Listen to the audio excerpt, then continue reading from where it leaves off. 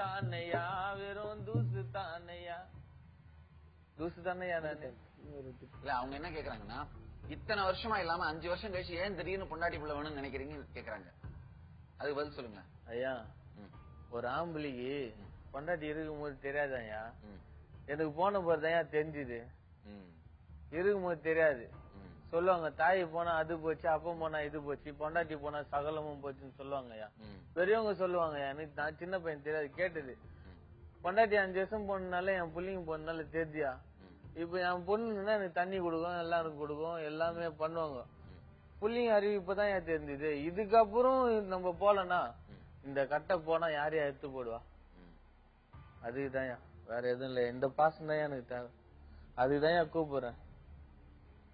காசு பயமே என்னன்னாங்கய்யா, இந்த மாதிரி சொல்லுவீங்க, போன அப்புறம் திரும்பவும் குடிக்க ஆரம்பிச்சிருவீங்க, திரும்பவும் பாத்துக்க மாட்டீங்கன்னு அவங்களுக்கு பயம் இருக்கு. ஏன்னா ஏற்கனவே நீங்க கொடுத்த சில வார்த்தைகள்லாம் அவங்க நீங்க மீறி இருக்கிறதுனால அவங்களுக்கு அந்த பயம் இருக்கு. அந்த பயத்தை எப்படி தீக்க போறீங்க அதை சொல்லுங்க ஐயா.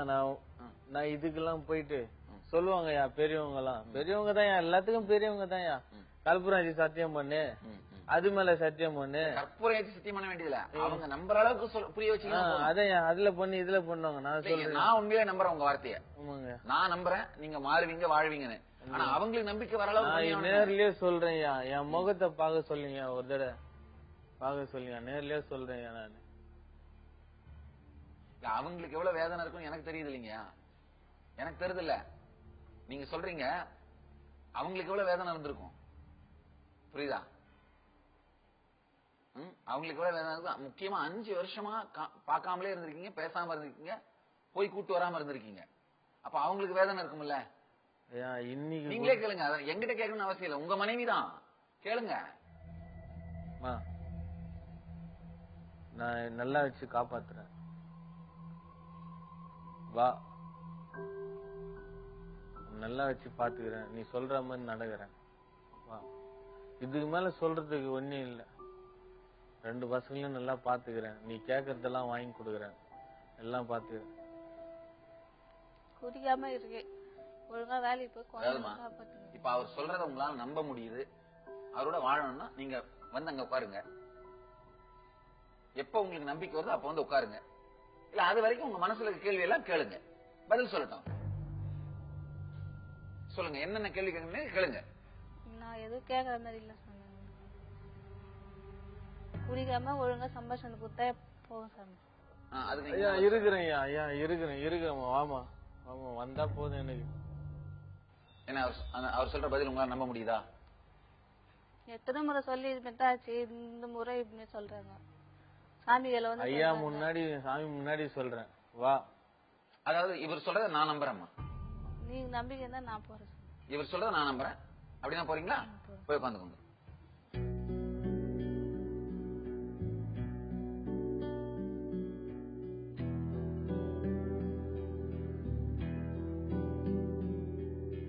ஆக்சுவலா நீங்க போய் வாழ போறீங்க, அது எனக்குமே ரொம்ப மகிழ்ச்சி, அவருக்கும் மகிழ்ச்சி, எனக்கும் மகிழ்ச்சி.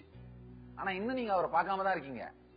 ஆனா உங்களுக்குள்ள இருக்கிற மன காயங்கள் ஆறுச்சுனாதான் போய் நல்லபடியா வாழ்வீங்க. இல்லன்னா கடனுக்கு வண்டி இழுக்கிற மாதிரி குடும்பத்தை இழுக்கிறது சரியில்லைமா. குடும்பத்தை இனிமையா வாழணும். உங்களுக்கு உண்மையிலே என்ன மனசு சங்கடங்கள், உங்களுக்கு அந்த இன்கம்ப்ளீஷன்ஸ், அதாவது குறைகள் இருக்கோ அதை அவர்கிட்ட சொல்லுங்க, அவர் ஆன்சர் பண்ணட்டும், அது கம்ப்ளீட் ஆகட்டும், அந்த குறைகள் சரியாகட்டும். சொல்லுங்க, என்ன அவர்கிட்ட கேட்கணும்னு நினைக்கிறீங்க? 5 வருஷத்துல ஒரு முறையாச்சும் வந்து பாத்துருக்கியா? அவங்க உங்களை பாக்குறாங்க, பார்த்து பேசுங்க. நான் போட்ட நகை இதெல்லாம் எங்க, என்ன பண்ண, எங்க வச்ச, என்ன பண்ண, இதெல்லாம் கேளுங்கய்யா. இல்ல நான் என்ன சொல்றேன், அவங்க எடுத்து வந்ததான் நீங்க அடகு வச்சு சாப்பிட்டு இருக்கீங்களே ஐயா. அப்ப நான் வாங்கி கொடுக்கவே இல்லையா? ஒரு சின்ன மன மூக்குத்தி சொல்லுங்கய்யா, ஒரு சின்னது சொல்லுங்க, ஒரு குண்டு சொல்லுங்கய்யா, 2 குண்டு சொல்லுங்க, நான் வாங்கி கொடுத்துருக்க மாட்டேன்னு. அவ்வளவு நல்ல நகைலாம் எங்க போச்சு? அவங்க அம்மா போட்டாங்க சாமி, 1 பவுன் 1.5 பவுன் இருக்கு, அது போட்டாங்க. அது 5 வருஷத்துல கொஞ்சம் கொஞ்சமா வச்சு எப்படியோ நாங்க இது பண்ணிட்டு பெரியமா இருந்தாங்க, பாத்துட்டு இருந்தோம் சாமி. இப்ப கேட்டா அவங்க போட்ட 15 பவுன் எங்க போச்சு, அது எங்க போச்சுன்னு நீங்க கேளுங்க சாமி. அது 1.5 பவுன் கேக்குறாங்க, 15 பவுன் போட்டு அமிச்சாங்களா, அது எங்க போச்சு? ஐயா எல்லாம் போச்சு கீச்சியா. இப்ப அதெல்லாம் அப்பதான் முடியா. இப்ப நான் கேட்டதுக்கு அது கேட்டாங்கயா. சரி முடிஞ்சிச்சா, விடுங்கயா. ஐயா 5 வருஷம் பிள்ளைய வளர்க்கறதுக்கு 15 பவுன் நீங்க யூஸ் பண்ணிருக்கீங்க. அவங்க 5 வருஷம் புள்ள வளர்க்க 1.5 பவுன் தான் யூஸ் பண்ணிருக்காங்க.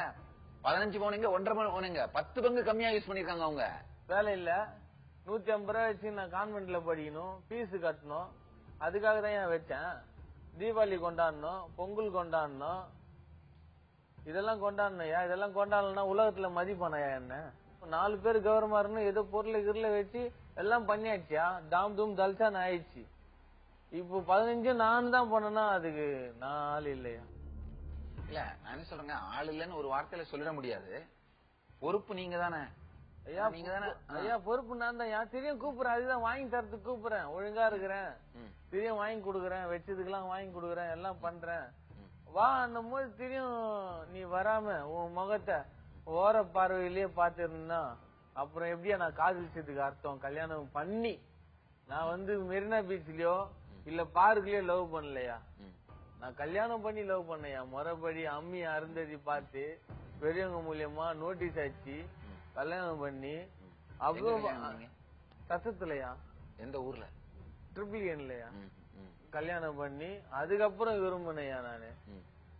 நான் அழகா அன்பாக விரும்பின மனைவி நீ விரும்பாம போனியே, இதுக்கு என்ன பண்ணினி சொல்லு, என்ன பண்ணினி சொல்லு, இதுக்கு தண்டனை இதுதானா எனக்கு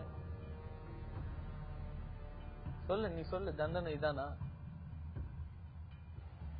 நான் சொல்லுவேன்டா, நீ சொல்லியாச்சு, அப்புறம் நான் என்ன பேசுறது? வேற என்ன கேட்கணும்னு நினைக்கிறீங்களா? ஏதோ கேட்கல சாமி, அவர் எது கேட்டாலும் வாய் அடிச்சிடறாரு, என்னால பேச. அதாவது என்ன சாமி, 1000 சண்டை நடக்கும் சாமி வீட்டுல. நான் ஒரு பாட்டு பண்ணா அப்படியே சண்டை நின்ற சாமி. ஃபேமிலி பாட்டு சாமி, எங்களுக்கு ஃபேமிலி பாட்டு சாமி. இது ஒரு பாடங்க வீட்டுல ஒரு ஃபேமிலி பாட்டு இல்லைன்னா எப்படி சாமி? அந்த மாதிரி எல்லாம் பாடி சிரி வைப்பேன் சாமி.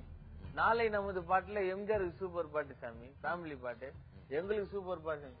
வெள்ளமானோ உள்ள மச்சான் வெய்யோரம் மச்சான், பக்கத்திலே நீ இருந்தா சொர்க்கத்திலே நான் மிதப்பேன், கரையோரம் சேர்ந்திரும்.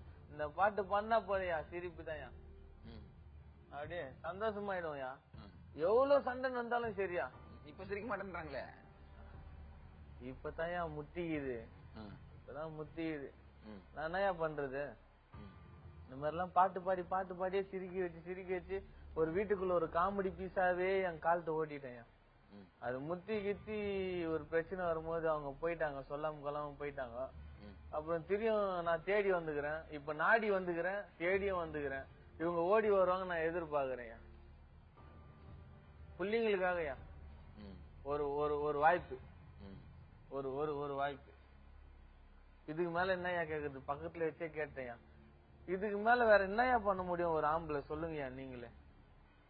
இல்ல அவங்க கன்வின்ஸ் ஆகிற அளவுக்கு பண்ணணும், அதுதானே முக்கியமே. இப்ப அவங்க நம்பணும்.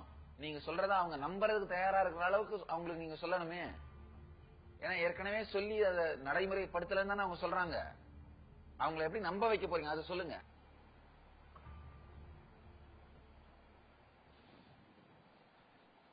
சிரிச்சுட்டாங்கய்யா, சிரிச்சுட்டாங்கய்யா. அதான்யா காமெடி பீஸியா நானு சொன்னையா. இப்பதானயா சொன்ன நான் காமெடி பீஸியா, என்ன பார்த்தா தெரியும்யா. நான் அப்படியே சிரிக்க வச்சிருவேன் நான் காமெடி. எங்க வீட்டுல நான் ஒரு காமெடி பீஸ். சொல்லுங்கம்மா, வேற என்ன கேட்கணும்னு நினைக்கிறீங்க? என்ன கேக்குது சாமி அவங்கள?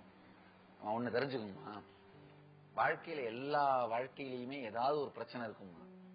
ஆனா இனிமையா வாழற சில அந்த நினைவுகள் இருக்கு பாத்தீங்களா, அந்த வாழ்க்கையினுடைய அந்த பாகங்கள், அத மனசுல வச்சுட்டு தான் வர்ற மத்த துக்கங்களை எல்லாத்தையும் எதிர்கொள்ளணுமா. இப்ப பொருளாதார ரீதியா பிரச்சனை, ஆனா கணவனுடைய அன்பு அப்படிங்கிற அந்த பலத்தை புடிச்சிட்டு அந்த பிரச்சனையை எதிர்கொண்டுறணும். நீங்க அப்பா பாடி கேட்டிருக்கியா? மகளுக்காக பாட மாட்டீங்களா? பாடுங்கய்யா. யாரும் இங்கு அனாதை இல்லை, எல்லோரும் கடவுளின் பிள்ளை, மெய்யாகவே மெய்யாகவே நான் உனக்கு சொல்கின்றேனே. யாரையும் நான் பிரிஞ்சு போக விட மாட்டேயா. ஒரு காலகட்டத்துல நாங்க யாரும் இல்ல, எல்லாம் கடவுளோட புள்ளிங்க, சாமியோட புள்ளிங்க. சரி, இதெல்லாம் உண்மைங்க. என்ன செய்ய போறீங்க? அவங்களுக்கு அந்த கேரண்டி கொடுக்கறது, அவங்க நிம்மதியா இருக்கிறதுக்கு என்ன செய்ய போறீங்க அதை சொல்லுங்க. உங்க பிளான் என்ன? ஐயா இப்போதைக்கு நம்ம மார்க்கெட்ல தான் வேலை. இப்போ போய் மூட்டை ரேடியா மரத்துல போய் வண்டி தான் வேலை. இது போயின்னு ஒரு 2-3 பெரியவங்களை கேட்டுக்கிறேன், என்ன கேசட்ல பாட வைங்கய்யா அப்படின்னு கேட்டுக்கிறேன் 2-3 பெரியவங்களை. அவங்க இதுக்கு முன்னாடி எல்லாம் நிறைய பேரை கேட்டுக்கிறேன் பெரியவங்களை, யாரும் முன் வரல. கேட்டுக்கிறேன் என்ன பாட வைங்கய்யான்னு. அவங்க ஏதோ கடவுள் புண்ணில ஏதோ சாமி புண்ணில பாட வச்சுட்டாங்கன்னா அந்த ஒளி நாடா பிறகும் பப்ளிசிட்டி ஆகி உலகம் ஃபுல்லா பப்ளிசிட்டி ஆகி அதுல கொஞ்சம் ரன்னிங் ஆகி ஏதோ அது மூலியமா ஏதோ பெரிய பெரிய ஆயிடுவையா நம்பிக்கை ஐயா. இப்படிதான் பண்ண முடியும். நான் சொல்றேன் பெரிய ஆள் ஆவீங்க ஆகணும் தான் வாழ்த்துறேன். அது வரைக்கும் குடும்பத்தை ரன் பண்றது வேற என்னென்ன பிளான் வச்சிருக்கீங்க? நமக்கு என்ன தெரியுமோ அதை சொல்லிட்டேன். இதுதான் ரிச்சா ஓட்டி அழகா மூட்டை தூக்கி ஏதோ ஒண்ணு காப்பாத்துறோம், அவ்வளவுதான் நம்மளால முடிஞ்சு. அதுக்கு மேல ஒன்னும் பண்ண முடியாதுங்க. உங்களுக்கு அவர் சொல்றது நம்ப முடியுதா? நம்பிதான் ஆகணும் சாமி. இதுமே அவர்தான் உங்ககிட்ட உதிரி கொடுத்துருக்காருல்ல. இந்த சூழல் தீர்வு நாம் காண வேண்டிய தீர்வு தானாகவே நடந்து விட்டது. உண்மையில தீர்வு அப்படின்னா என்னன்னாங்கய்யா, நாம என்ன முடிவு எடுக்கணுமோ அதை அவர்களே எடுத்து விடும் பொழுதுதான் அது தீர்வு. அந்த முடிவை நாம சொன்னா அது தீர்ப்பு, அவர்களாகவே அது எடுத்து விட்டால் தீர்வு. இந்த சூழல்ல தந்தி தொலைக்காட்சியின் நித்திய தர்மம் நிகழ்ச்சி தங்களுடைய பங்களிப்பா அவரை உற்சாகப்படுத்துறதுக்கு நீங்க ஒரு ஒளிநாடா ரிலீஸ் பண்ணணும்னு நினைக்கிறீங்க.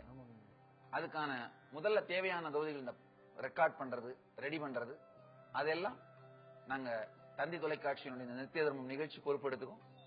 அதுக்கு மேல அதை வச்சு உங்க வாழ்க்கை எப்படி மேல எடுத்துட்டு வர்றது அப்படிங்கறத நீங்க தான் பாக்கணும். நாங்க ஒரு ஊன்றுகோலா தான் இருக்க முடியும். ஆனா நடக்கிறது யார் தான் செய்யணும்? நீங்க தான் நடக்கணும். இந்த சூழ்நிலைக்கு இதுதான் தீர்வு. நிச்சயமா இந்த தீர்வு இவர்கள் வாழ்க்கையை மேம்படுத்தும் என்று நம்புகின்றேன்.